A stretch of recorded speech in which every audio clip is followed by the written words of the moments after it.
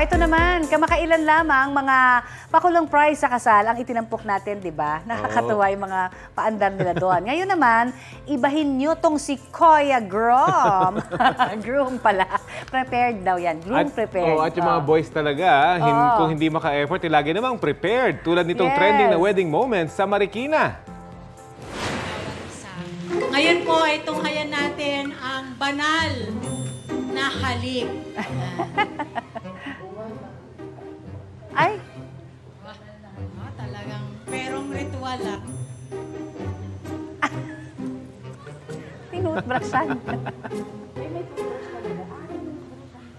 Ayun.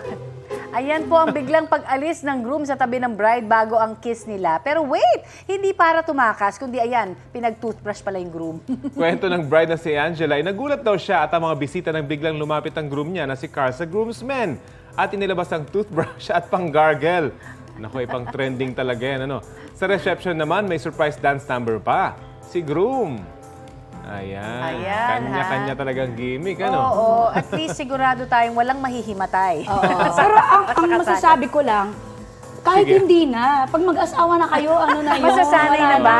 After a year, pagkagising, di ba? Pwede na mag-kiss. lalo na after a year, wala nang toothbrush yan. Ganun ba?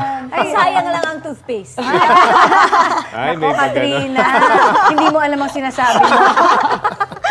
Ba, malay mo.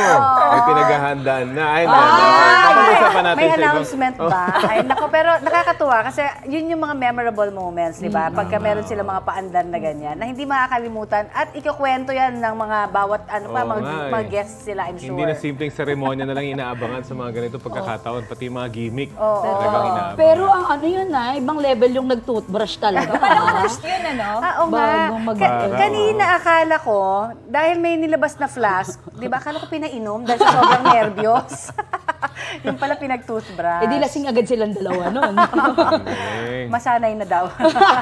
Pero good job. Ayan, trending kayo at nasa balita ko pa yung inyong kasal. Balita ko congratulations. Pinaghandaan talaga, ayan. Pero ikaw, Katrina, since ikaw lang naman ang wala pa.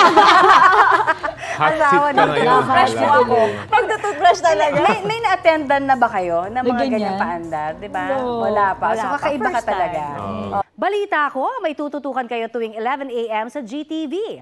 Alamin ang mahalagang balita at impormasyong dapat ninyong malaman sa Balita Ko tuwing Lunes hanggang Biyernes. Mag-subscribe din po sa GMA Integrated News sa YouTube. Sa mga kapuso naman abroad, maaari po kaming masubaybayan sa GMA Pinoy TV at www.gmanews.tv.